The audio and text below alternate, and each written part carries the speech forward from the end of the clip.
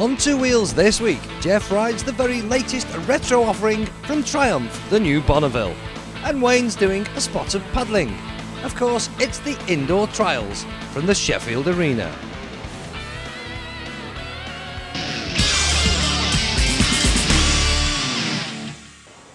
Now where on a programme like ours, Two Wheels, would you expect to see this?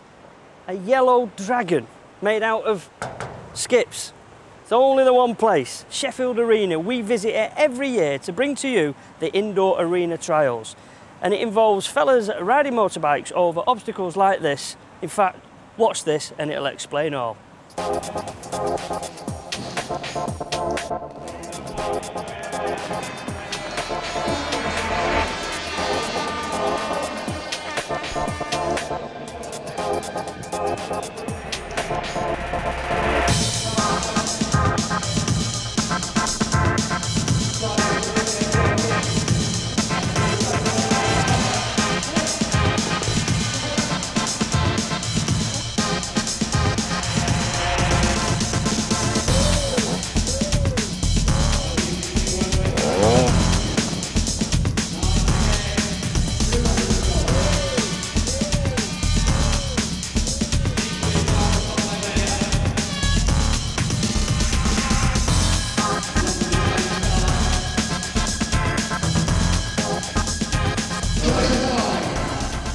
Pretty impressive out of these trials riders, eh? Clever stuff. In fact, it's just like a circus performance, you ask me. They're like acrobats on motorcycles. They're amazing. And if you're stood up here, where I'm sat at the moment, and imagine also being stood on foot pegs on a motorbike, you're higher again. It is frightening. And it's not particularly wide either. And they're balancing and jumping from obstacle to obstacle. They're very, very clever. And that's what we want to do today. We want to try and explain to you and emphasise the degree of difficulty for the trials rider. And just to help with all the added pressure of being a performer on your bike, you've got the fact that it goes all around the world to thousands, millions of viewers on TV and tens of thousands of people in this auditorium.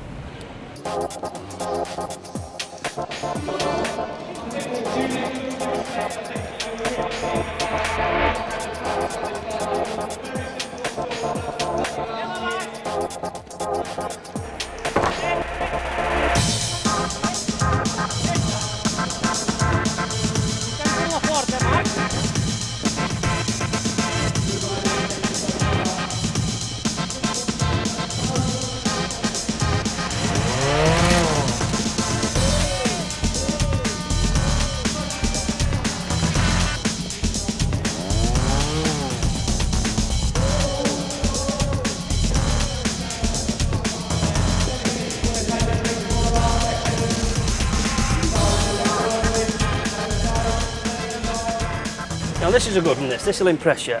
The riders have got to go over these 10 barrows. Once they've done that, that's not it. They settle down here and then they go up here. I'm going to attempt to run up here now. They don't always stop here. No, no, no. They get carried away because they often go from here and jump the next bit right onto the top.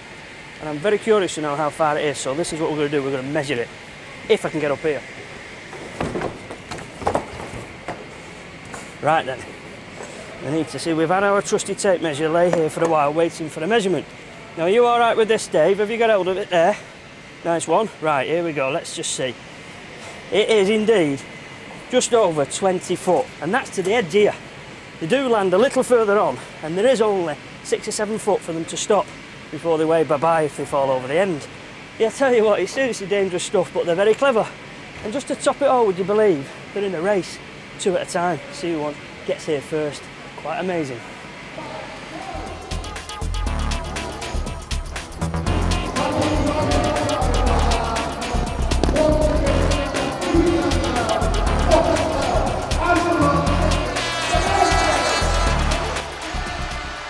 Right, the things us presenters have to do to make a living, I tell you.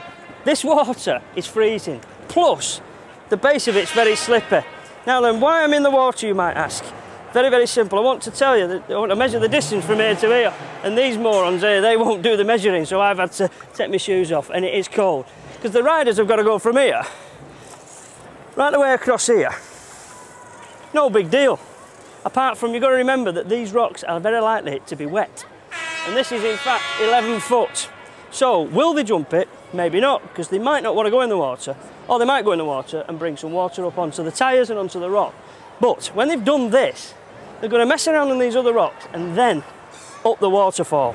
And when the waterfall and the water is running, that is one of the hardest obstacles in the trial. It may not look particularly difficult, but rest assured that will definitely, that'll show the men off from the boys.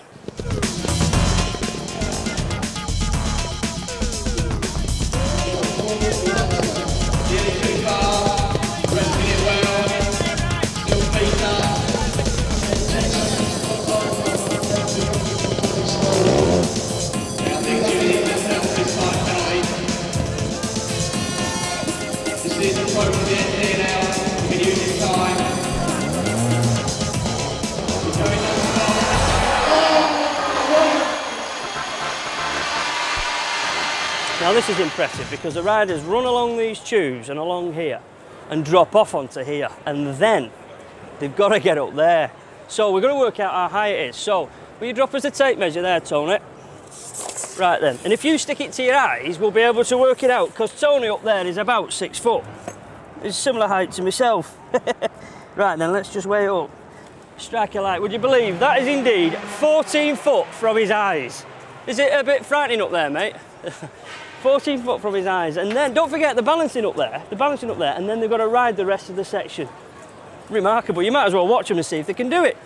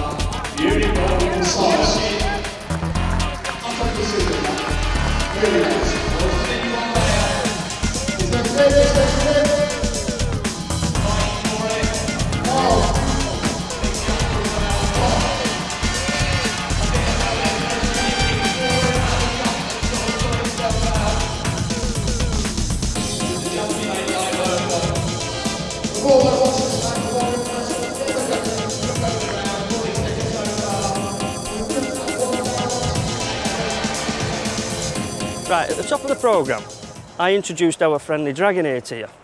But now what I'm going to do is try and measure it, the height of it, from the hind leg, the base of the hind leg, to the very top there.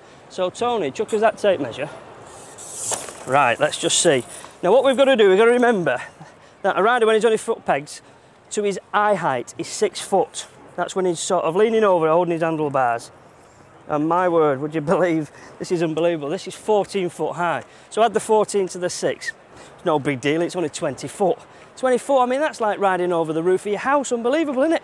And then, of course, they've just got a few other things to sort out before they jump off the end. Remarkable. I wonder if it is a boy or a girl, this.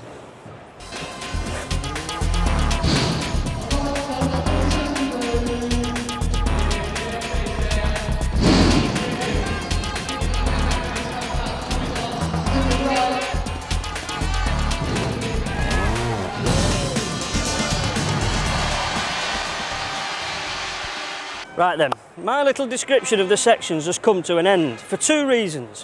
One, the place is filling up with people, the air horns and everything are going off. Secondly, my feet are absolutely freezing out of that water in the water section. I do hope the riders don't fall off, because that will come as a shock to the system.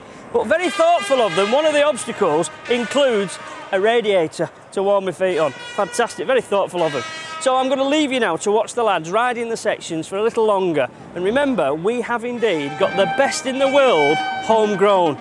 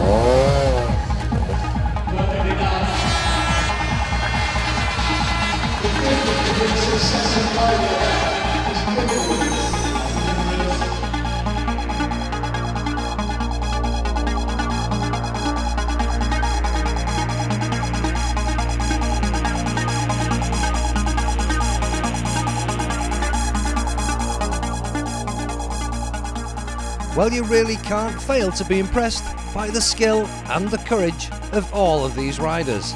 But the winner once again this year at Sheffield was our very own multi-world champion Yorkshireman Dougie Lampkin. And coming up this week after the break, Jeff takes a trip back in time on Triumph's brand new Bonneville.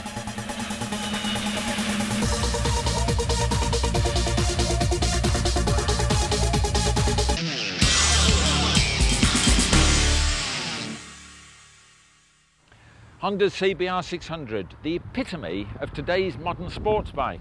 But 30 years ago, things were a little bit different. You had the Triumph Bonneville, and in its time, this really was the Fireblade, the R1 of its time. But what about now? You want some classic styling, but you don't want the problems and the vibration and perhaps the odd oil leak of the old one. You've now got this, the brand new Bonneville. Classic styling, very, very similar to this one, but packed full of brand new technology. The new Bonnie, though, is a very different kind of bike. It doesn't try to compete with the modern plastic fantastics. In fact, sitting very upright, pootling along on a whiff of throttle, you could be back in the 70s. Fair enough, it's heavier than the original by about 30 kilos, but it doesn't feel heavy. It's incredibly smooth thanks to balancer shafts, and it's much torquier thanks to a bigger motor. But you're not tempted to thrash it. It's not that sort of bike. Well, what sort of bike is it then? Well, if we take the car world for a minute, which isn't a bad idea on a day like today, but if you look at Volkswagen's new Beetle or the Chrysler PT Cruiser, they've got a retro look with lots of little styling cues there from the classic era, but they haven't got the hassle. And that's what Triumph are trying to do with this classic looking bike. Just look at that front wheel. Spoke front wheel, stainless steel spokes, great improvement on the old days, nice shiny rim there. Disc brake, not a drum brake, so you've got some decent braking. And look at the front mud guard, very skimpy blade type guards they used to call these. Skimpy little stay there as well, two stays there, chromium plated, but it looks the part. Again, you come up here, big separate headlamp. and the old chrome indicators either side. On the other side, you put the ignition key in the side to switch it on. Coming up the top here, you've got a speedo and then some idiot lights. Now, one thing that they've got missing is a rev counter, because the original Bonneville had a very distinctive rev counter sticking there, and I really think they should have done that. Anyway, moving back a bit. Petrol tank. This has even got this beautiful touch of a hand-drawn gold line there. No stickers on this one, and so they've replicated that old scheme. Same with the badges. These are very, very similar, but one thing I've noticed, the original one, the old chrome badges screwed directly onto the tank and used to cause a bit of ruts around the side. This one's got a little rubber gasket there, so that's something bringing it to the future. You look at the engine itself, and they've actually gone to a lot of trouble purely with the engine design to make it look right. So this timing chest here, very distinctive, the old heart-shaped chest that Triumph engines have always had. They've tried to keep that shape, which they've nearly got. And this is supposed to look like the gearbox. Well, that sounds unkind, supposed to look. It does look like the gearbox, but it's not. It's just a cover over the final drive. Coming up here, they've got these covers. This isn't the oil tank that it used to be, but it looks like it. You have to take that off to get access to the air filter and whatnot. And coming further back, you've got your twin shocks there. The chain's actually on this side, which might look a bit odd first off, but they've had to do that simply because they wanted to make this gearbox look in the right place.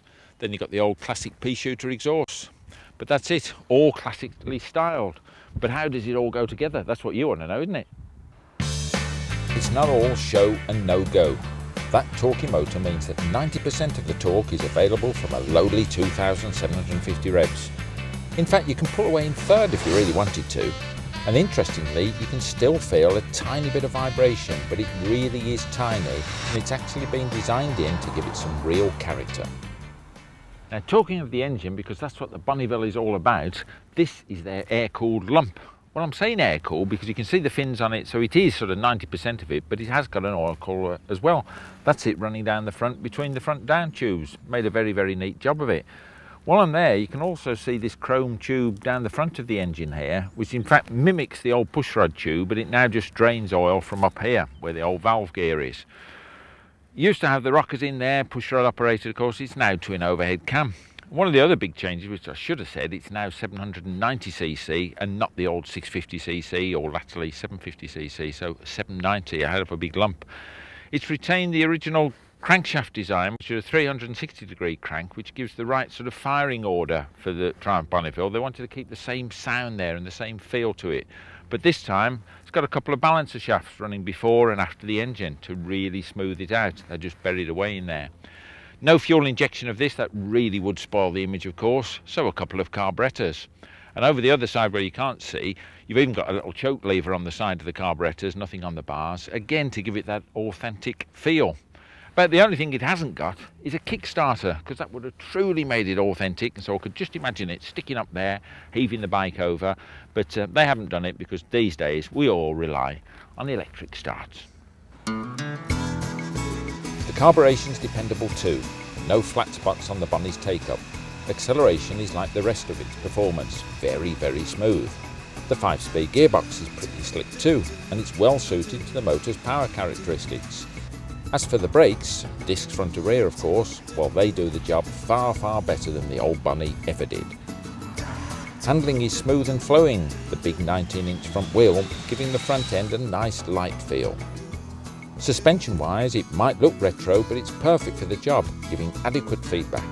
In fact, the whole package works well together, and a lot of that is of course down to the frame.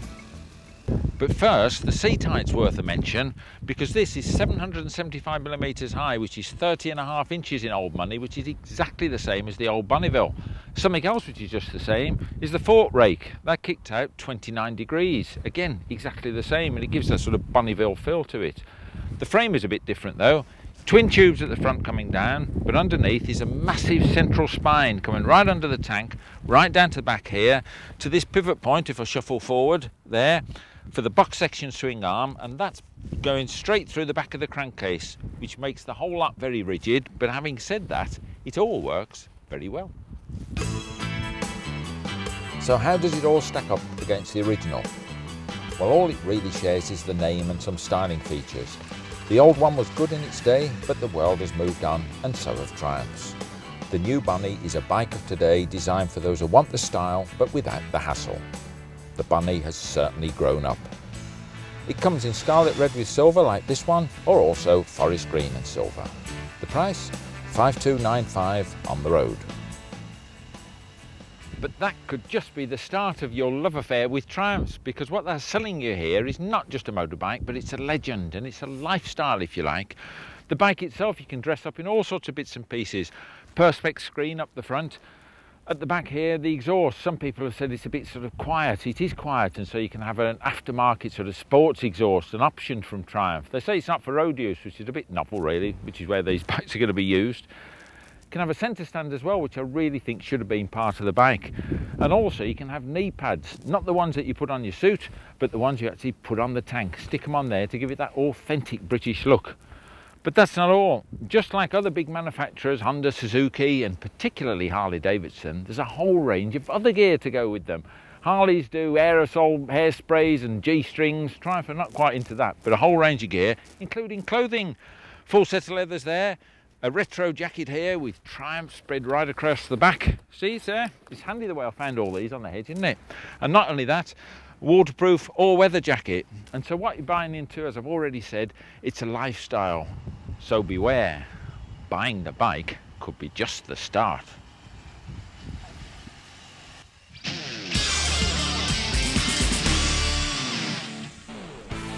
And on Two Wheels next week, our very own fashion guru, Wayne, shows us the latest in motorcycle jackets. And in particular, one very special jacket. It's inflatable.